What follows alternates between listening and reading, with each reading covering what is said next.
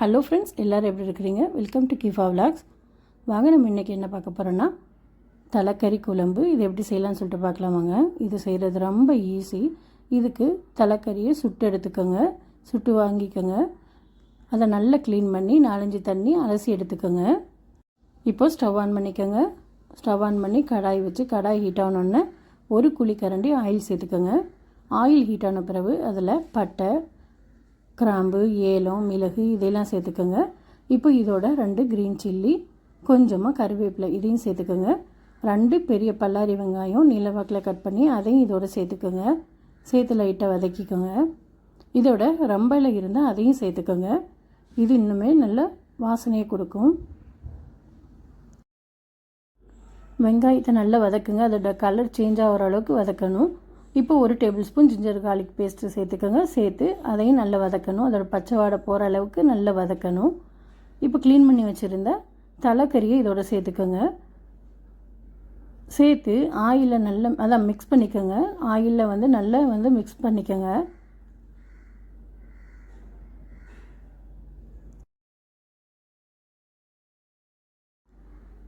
நல்லா மிக்ஸ் பண்ணிக்கோங்க. இதை ஒரு 10 நிமிஷம் அப்படியே ஆயிலில் வச்சுருங்க. இப்போ இதுக்கு 2 டேபிள் ஸ்பூன் தயிர் சேர்த்துக்கோங்க. 2 டேபிள் ஸ்பூன் குழம்பு மிளகாய் பொடி சேர்த்துக்கோங்க. உங்கள் காரத்துக்கு தேவையான குழம்பு மிளகாய் பொடியை சேர்த்துக்கோங்க. கொஞ்சமாக உப்பையும் சேர்த்துக்கோங்க. சேர்த்து நல்லா மிக்ஸ் பண்ணிக்கோங்க. இதை ஒரு 5 நிமிஷம் தண்ணி விடாமல் ஆயிலில் வதக்கிக்கோங்க. அப்போ தான் அதோட கலர் நல்லா வரும். மசாலாவை நம்ம ஆயிலில் வதக்க சொல்ல அதோட கலர் இன்னுமே நல்லா இருக்கும். ஒரு 5 நிமிஷம் நல்லா வதக்கிக்கோங்க. இப்போ இதுக்கு தேவையான தண்ணியை சேர்த்துக்கிறணும். தண்ணி கறி மூழ்கிற அளவுக்கு தண்ணி விடுங்க. ரொம்ப அதிகமாக விட்டுறாதீங்க. ஏன்னா நம்ம விசில் வைக்க சொல்ல தண்ணி வெளியே திரிக்க சான்ஸ் இருக்குது. அதனால் அது மூழ்கிற அளவுக்கு தண்ணி விடுங்க.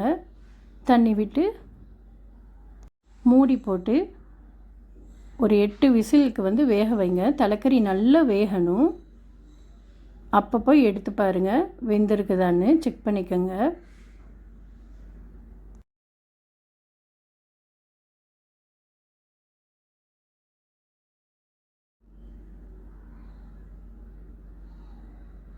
எட்டு விசில் நல்லா எடுத்து பாருங்கள். நல்லா வெந்திருக்கும். இல்லைன்னா வேக வைங்க. இப்படி ஆயில் பிரிஞ்சு வரும். கறியை இந்த ஸ்டேஜில் வெந்திருக்குதான்னு டெஸ்ட் பண்ணி பாருங்கள். நல்லா வெந்திருக்கணும். அப்போ தான் இதோட டேஸ்ட் இன்னுமே நல்லா இருக்கும். இதுவே கிரேவியாக இருக்குது பாருங்கள்.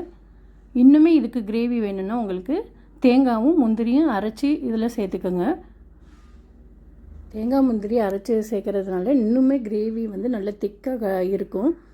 இது ஒரு 10 நிமிஷம் குக் பண்ணுங்கள். மீடியம் ஃப்ளேமில் வச்சு குக் பண்ணுங்கள். இப்போ பாருங்கள், தலைக்கறி நல்லா வெந்து கிரேவியாக இருக்குது. தலைக்கறி ரெடி ஆகிடுச்சு. இந்த ஸ்டேஜில் ஸ்டவ் ஆஃப் பண்ணிடுங்க. இதை நம்ம தோசை, பரோட்டா, ஆப்பம், இடியாப்பம், சாதம் இதோடையெல்லாம் வச்சு சாப்பிட சொல்ல இதோட டேஸ்ட் இன்னுமே நல்லாயிருக்கும். நீங்களும் ட்ரை பண்ணி பாருங்கள். ட்ரை பண்ணி பார்த்துட்டு எப்படி வந்துச்சுன்னு கீழே கமெண்ட் பண்ணுங்கள். பிடிச்சிருந்தா லைக் பண்ணுங்கள், ஷேர் பண்ணுங்கள். இந்த மாதிரி வீடியோ உங்களுக்கு வேணும்னா என்னோடய சேனலை நீங்கள் மறக்காமல் சப்ஸ்கிரைப் பண்ணிக்கோங்க. தேங்க்ஸ் ஃபார் வாட்சிங்.